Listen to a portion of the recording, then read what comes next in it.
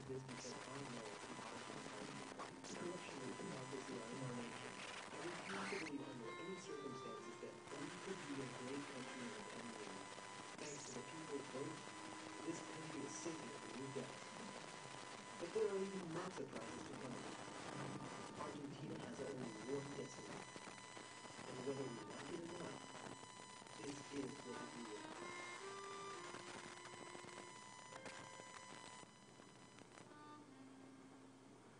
You should know that I believe exactly the opposite. This is what is real. And whether you like it or not, Argentina has only one destiny. There are even more surprises to come. This country is sinking to new depths. But thanks to the people's votes, we could be a great country in the coming years. I refuse to believe under any circumstances that corruption and hypocrisy are in our nature. And I'm convinced of this because I know the Argentine people. Our country does not deserve such things. Before anything, you must know that our children will be healthy, get an education, and have jobs. That our economy will be strong. That we will be a safe country. Argentina has a great future ahead.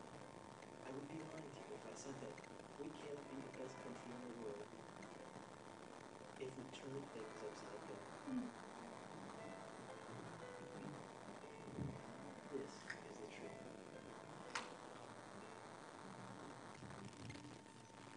So what is the truth? From the point of view, you can read the same message, you can take the same statistics. I collected over the last 25 years, I've been in this country for over 10 years. So I collected a lot of Muslim information, and one thing I realized is how you look at it. You can look at the same statistics in a whole different story. And this guy did not get elected, by the way, but his video that he made got a 10 commercial award. Let's go on Moses.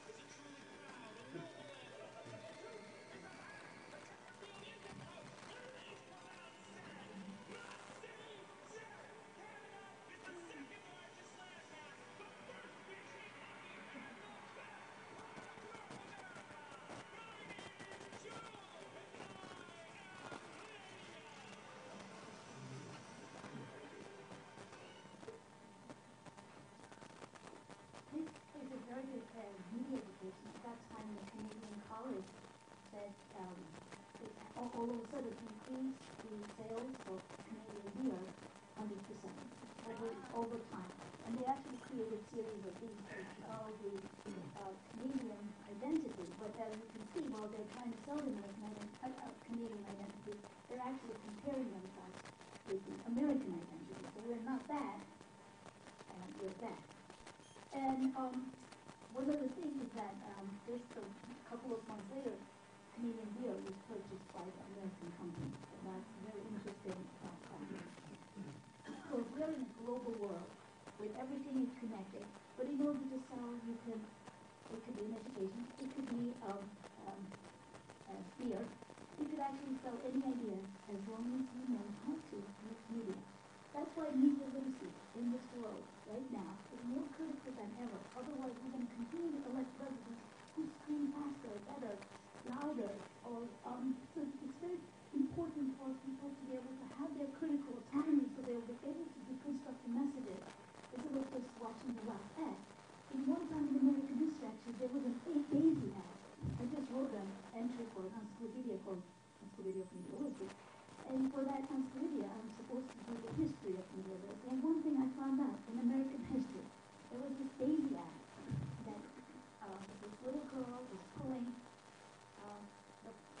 power cattle, and when the cattle go down, there's an explosion. And the next day, presidential election results changed because of that one particular act. So it was very interesting for me to find out the power of media in our issues. What did we do? One thing that you might be interested to find out that everything okay, so let me just talk to you about this globally connected project that we have done. And we're still doing. We're creating this mobile app that brings the world literature from first Azerbaijani point of view. We got a mini grant to do this project in collaboration with colleagues who are in computer science, colleagues who are in instructional design, or library science. And one thing we have done is to start to translate, because once you start to learn another language, you start to understand cultures, and hopefully you will, this is the outcome of the project.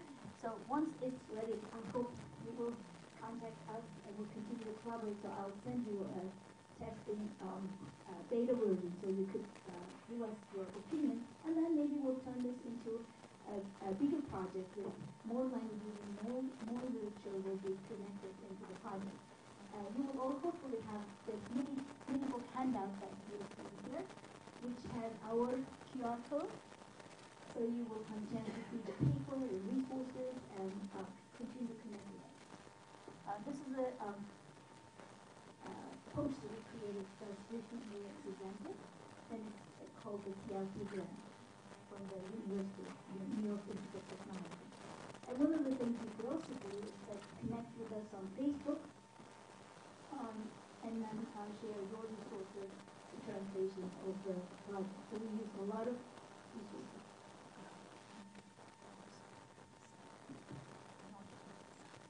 Okay. No problem. Sorry. All right. So where is Azerbaijan? It's in the Caspian Sea.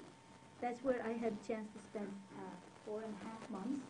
And we happen to have a student with us who actually helped us to connect with people through Facebook. So with the help of social media, we've brought a lot of multicultural projects, and these are some of her personal pictures. I wish my student was here to present her project. So how do we do any media education in the curriculum? So what do we do so that our students are media literate? I'm going to give you a framework that I developed in my own classroom. I don't care what I teach. I make sure I use this framework. This is my project that it may help you.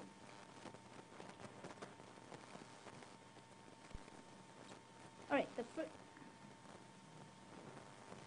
thing is why we need the media. Why the media education is critical. So let me just argue with that quickly. First, it brings access to things that, so it's a liberation for teachers from a textbook format. I found in the United States there are textbooks that says such wrong things from seasons to slavery. I found 80% of the actually textbooks in some states are actually fake news. So it's very interesting that having that access helps the teachers to get more alternative resources. And global points of view. This is the era that you can bring your students from, okay, yeah, you can bring students from Nepal in the middle of nowhere. When Nepal had an earthquake, I happened to have a colleague who could access. We immediately collected money and sent it out, and it could have never happened if we did not have this global access that we have now. And he comes time to time to my classroom just to talk about interesting facts from Nepal.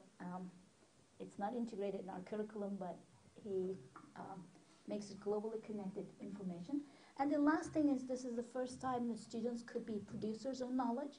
It used to be just we watch and listen and read, But now the students are making their own meanings and their own oral stories and their own web pages and digital stories. Okay, so how are we going to do it? The first thing first, you need to know how to deconstruct. So media literacy skills, which is the paraxis that's at the back of the mini book. It talks about 4 corners. That's the paraxis. You start with the analysis, but the most important part, you come back and you take action. So the first part is you deconstruct. So you need to learn how to read media, because media has its own language and its own grammar. So if you know ABCs of media, then you will be able to deconstruct your own curriculum with the students.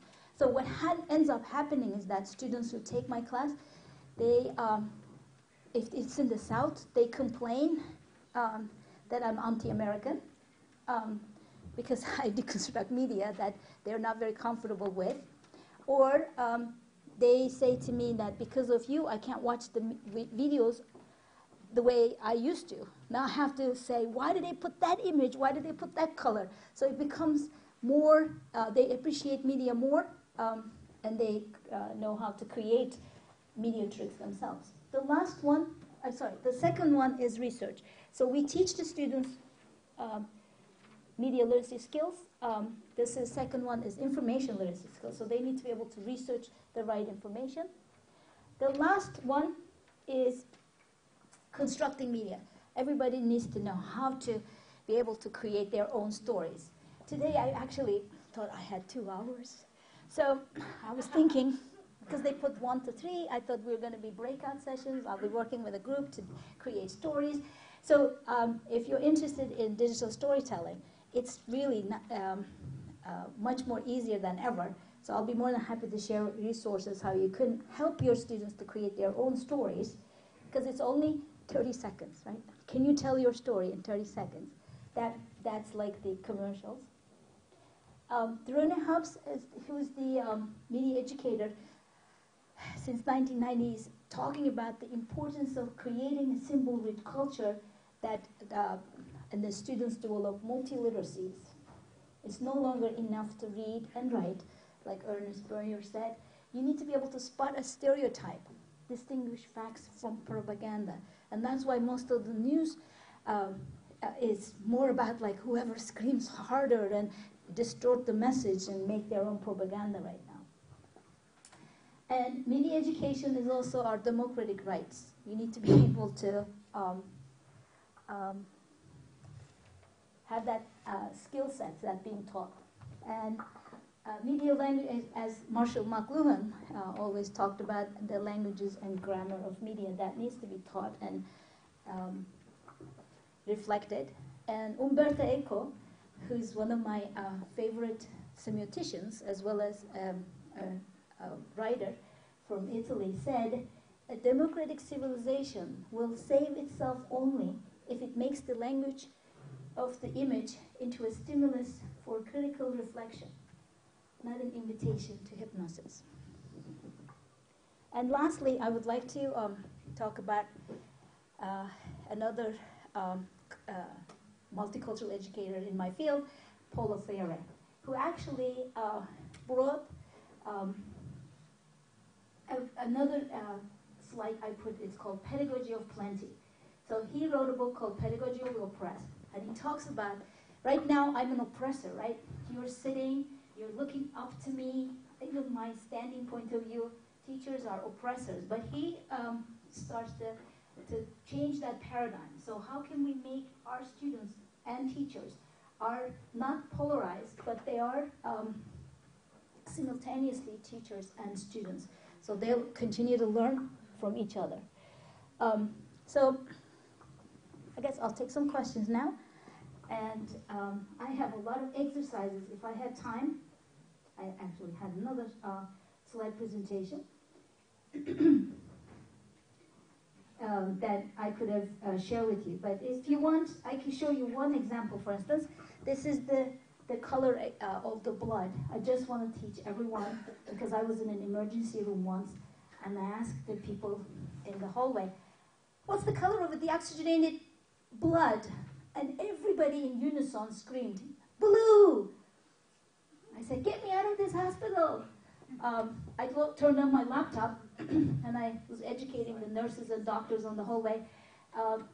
That's the oxygenated blood. It's a little bit darker shade, red, just to show you.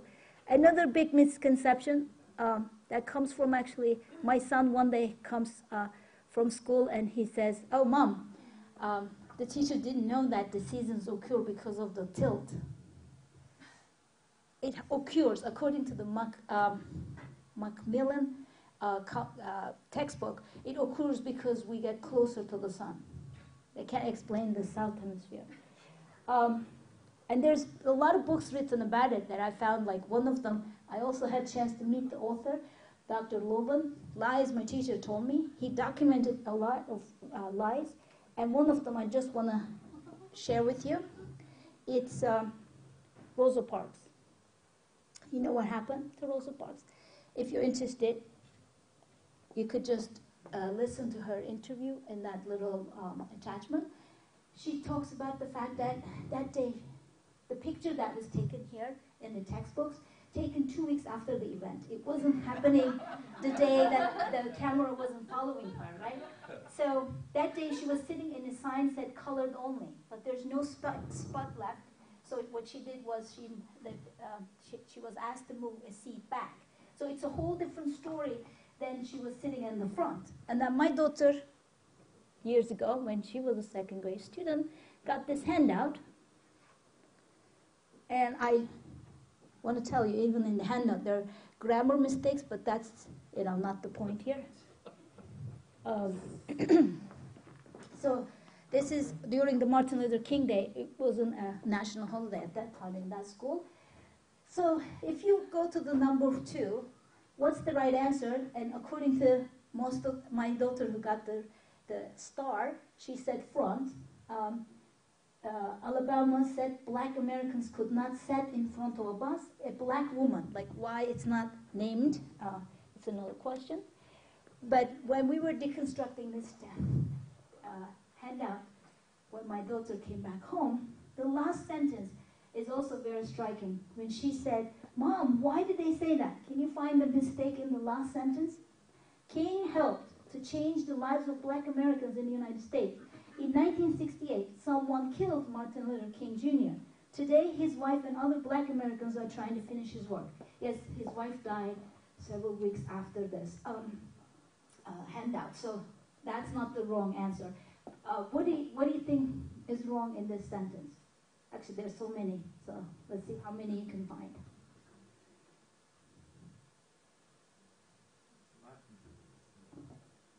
There's one. We have one answer. Yeah, the one thing I would like to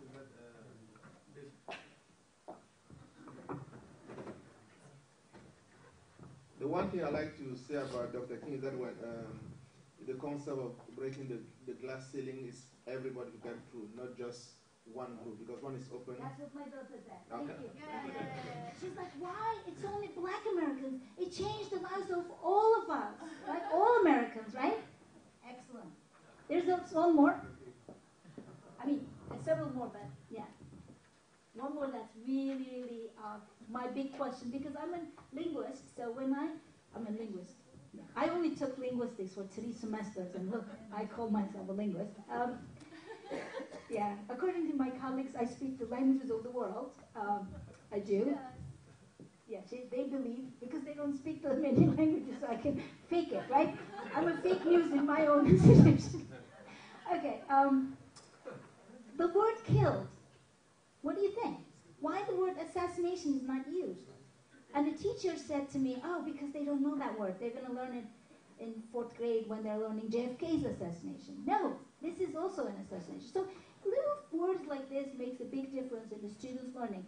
I have to tell you, my children, they always criticize me because I'm a media person, I'm supposed to know everything, right? One day she says, Mom, you're wrong. Not all the characters are male in children's shows, like from Clifford to Arnold. Think about any of those Jimmy Neutron. Personalized learning or blended learning.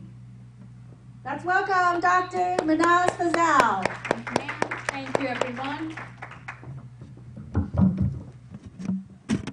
So I feel a little bit like a fish out of water because all the presentations that we've heard yesterday and today have been all very overarching concepts.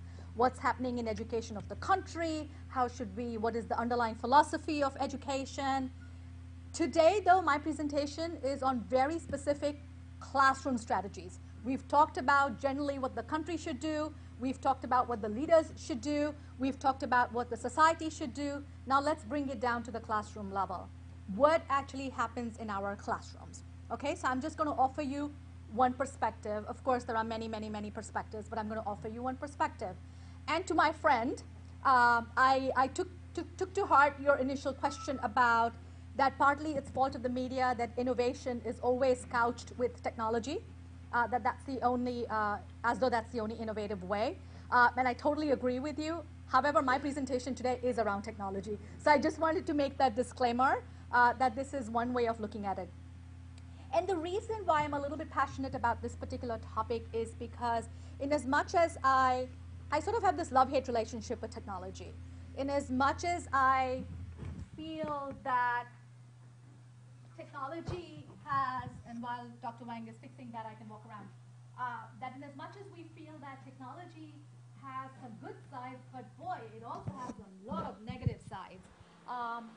We all know that to an extent, with technology innovation, sometimes we rush into making things. Facebook, wonderful, social networking, let's do it, let's do Twitter, let's do this, let's do that, without taking a pause. Wait, what could be some of the negative consequences of inventing some of these technology solutions, right? Our new president at NYIT, it came to my heart when he said that just because we could do it, should we do it? So I think that's a very important question that we all have to ask whenever we are looking at technology solutions. On the other hand, in my current research, what I found is a lot of promise with regards to using technology in a blended classroom. Okay? But before I go any further with this, let me get a sense from all of our friends who are visiting from different parts of the world. What is the technology infrastructure like in your countries and in your schools? Do your schools have computers? Like a lot of computers? Some computers? No computers? Anybody? My children have received personal laptops from business. Okay, awesome. Any other people who'd like to? What about you guys? In Nigeria, there are public schools that have no computers for. Okay, nothing at all. Okay, what about your internet infrastructure?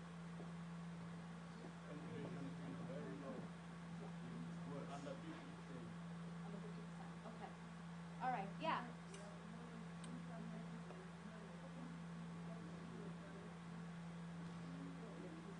Yeah. Yeah. I agree.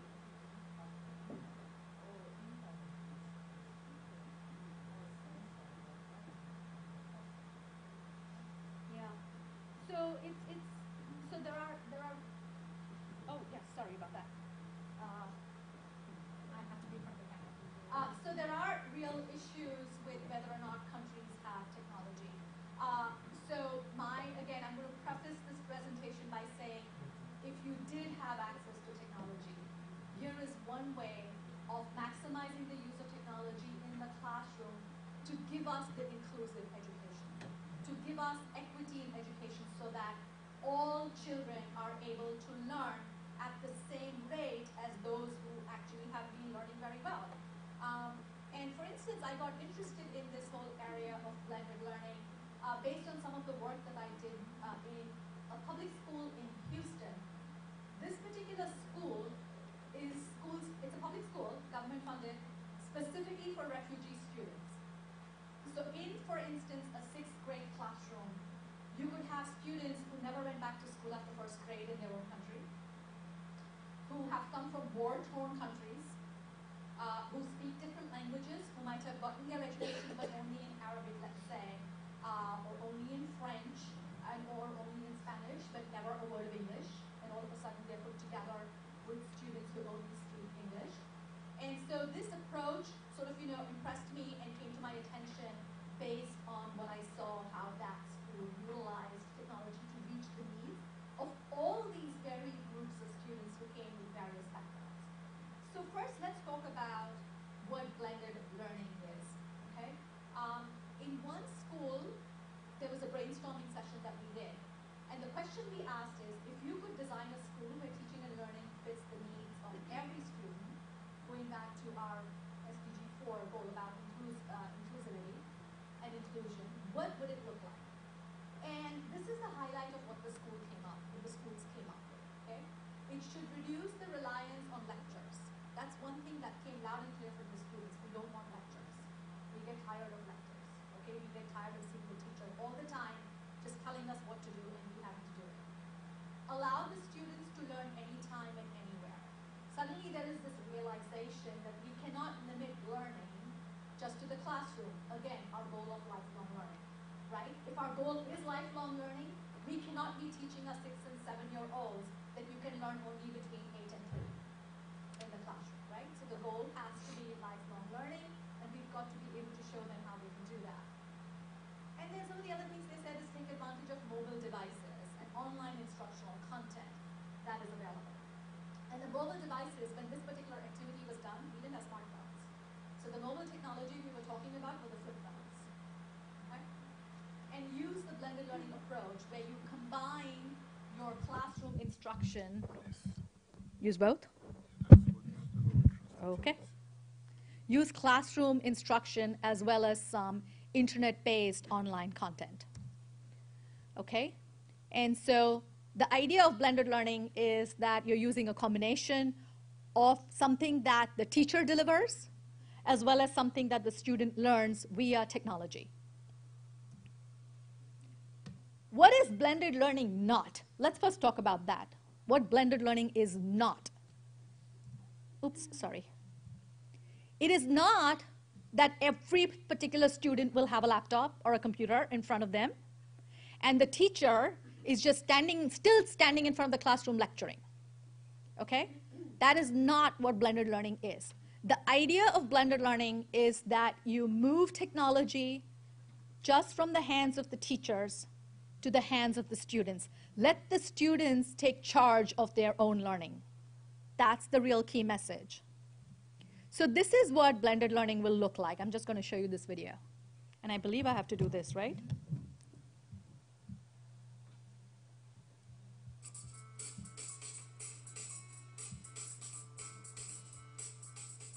Fundamentals of blended learning. My name is Michael Thompson, and I'm the Director of School Partnerships at Education Elements. We work with schools across the country to help them think about blended learning and to design instructional models which use technology effectively. Our primary product is the HLMS, which I will discuss in more detail in some of our other videos. In this video, I want to share the fundamentals of blended learning. I'll explain what is meant when someone uses the term blended learning, describe some of the blended learning models, and discuss the results we are getting. What is blended learning? If you think about the traditional classroom environment on one end of the spectrum, and on the other end of the spectrum is a student learning on a computer at home, blended learning is somewhere in the middle. Now, let's ask ourselves, how do we differentiate and individualize instruction in the classroom? Frankly, students are not engaged in lecture-style instruction. We know that small group instruction, personal learning plans, guided practice, and inquiry-based teaching all lead toward a better and deeper understanding of concepts. Unfortunately, differentiation and feedback doesn't scale without technology. So blended learning is about leveraging digital content to provide students with skills and practice. Meanwhile, the teacher focuses on depth and application of concepts to teach higher order thinking skills. So what if we can create an environment where, 1, students can get individualized self-paced instruction, 2, teachers can provide differentiated small group instruction based upon weekly or daily data. And 3, schools can operate at a much lower cost per pupil, which will allow them to reallocate resources. This environment is blended learning. What are some of the blended learning models? Let's go back to the spectrum of learning environments. As we see it now, there are 4 models emerging: lab rotation, class rotation, flex, and pod. I'm going to go over each of these now. Lab rotation is where students move in and out of a classroom to a computer lab. Many people seeing this model will think it looks very familiar to a traditional computer lab. However, if you look under the hood, the difference is that in a lab rotation, the data from the content in the learning lab informs the instruction in the classroom. In a class rotation model, students are broken out into smaller groups. So a class of 30 may be broken out into 4 small groups. Every 20 minutes, the groups may rotate between stations. 1 station is with the teacher. 2 stations are with the computer, and the 4th station may be guided practice. In this environment, a teacher has the ability to monitor the whole class, manage behavior, and maintain the class culture. Okay, so really, those 2 models were the main models that I wanted to show you. Going back. So typically what happens in blended learning is it allows the teacher to do more small group instruction, okay? Because think about it. What did one of the presenters said yesterday, 1 teacher to 200 plus students? Oh my God, how can you meet the needs of all the students when you have such huge classrooms? In the US, we struggle with what? 1 teacher to 30 students? How are we going to really help, meet the needs of all the students? So even that's difficult, but I'm humbled after yesterday's presentations, and I'm like, I won't complain about the 1 teacher to 30 students anymore.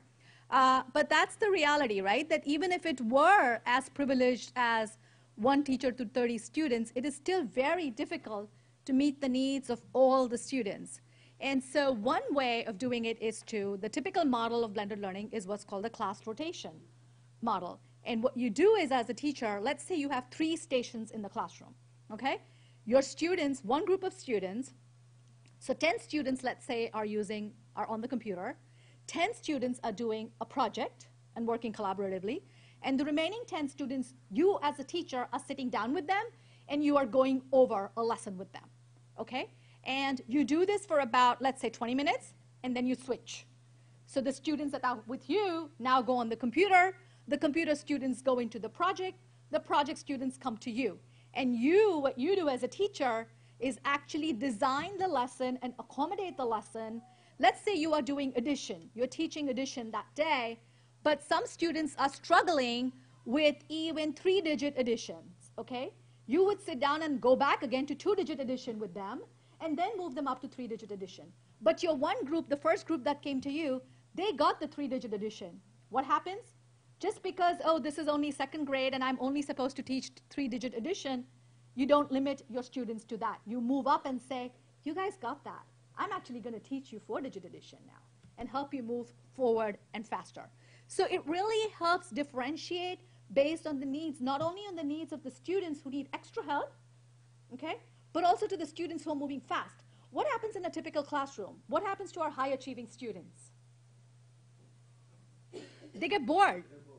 They get bored. Why? Because we're teaching them stuff that they already know. And so it's like, yeah, I got it. I got it in the first 30 seconds what you were trying to say. You don't need to do the full 20 minutes on that particular topic, right? And so this way, by breaking them up into small groups and using and leveraging technology, you're able to actually give them instruction based on the level at which they are, and they need the instruction. Okay? So this is what it typically looks like, right? 1 group is in online instruction, 1 group is in teacher-led instruction, and 1 group is doing some kind of collaborative project. The video talked a little bit about, therefore, what happens to the role of the teacher when you do it this way, when we break it down this way, okay? If when the students come to us in the small groups, If we are still only using lecturing, guess what? We've not made a dent, right? The whole idea is that we need to focus on, if we are looking at Bloom's taxonomy, this is the area that our students get the least attention from us, right? The project and group learning, the creating, the evaluating, the critical thinking. That's what we can do in those small groups. Because guess what? We're not working with 30 or 40 or 50 or 200 students. We're working with students in much smaller groups. And this gives us the opportunity now to work with them on some higher order thinking skills, on analysis, on creating, on asking the why, right? If you are doing this, why should you do this? What can go wrong if you did this, right? I wish people who created Facebook would have stopped to ask that. What can go wrong before doing Facebook, right? I wish the people who created all those likes and hearts and all of those badging things with Facebook would have stopped for a second to say, wait, are these things becoming addictive? Because now you know what's happening, right? There are people who, from the original creators of Facebook, Twitter, Instagram, these people have formed a group, some of them have branched out from these original groups, and they formed a separate group, and they're working on how can we undo some of the things that we did. They're literally saying, oh my God, what did we do here? Because guess what? We've made technology addictive for our students. So they're now working in a group to make it unaddictive. So they're actually saying, oh my God, wish we had not done this, right? So I think it's really important to ask those questions. What can go wrong? If I did it this way, if I created my project this way, if I designed something a certain way, not only should we ask how is it going to work, we need to help our students analyze what could potentially go wrong with this. Okay?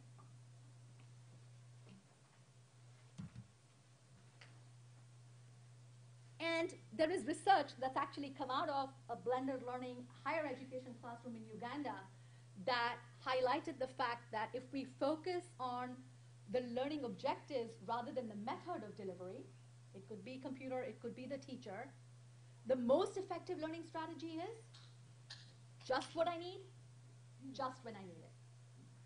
Okay?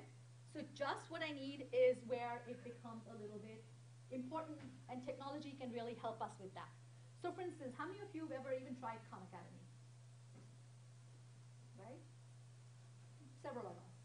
So Khan Academy is this wonderful online learning instructional resources. How is it structured? You go in as a student, I create an account, it will let me take a pre-assessment, right? I will take a test. I think they want me to stand here. I will take a test. Based on the score of my test, what happens? A playlist gets created by this particular software, by Khan Academy, right? Based on my needs. I did well in addition, but I did horribly in division. So guess what? I need a little bit more help in division. So I'm going to get more modules, more learning modules in division. Okay? Dr. Shu might take the same assessment, and the assessment might come back and say, she did really well in all of these areas. Guess what? You are ready to move on to probability. Okay? And so she will get a playlist of content that is directed towards her learning needs. Okay? Similarly, there are programs in language arts. There are programs in, not so many, but a few, in social studies that actually create a playlist for you based on what you need. And you get it, not just what you need, you get it when you need it. Wait a minute, I need help with division first. Let me tackle division. Let me master it completely before I move on to probability. Okay? So the just what I need and just when I need becomes possible when you blend the use of technology as well as teacher-led instruction. So what are some critical components of blended learning? Of course, the digital content. We're going to try and leverage technology. And I know I keep coming back to that this is one way of using technology, but whether we like it or not, technology is revolutionizing our world. It's here to stay, okay? And one of my famous misgivings, or infamous misgivings, is something about, I'll refer to our friend here in India, okay? What is the entire middle class economy in India based on? Not the entire, most of it.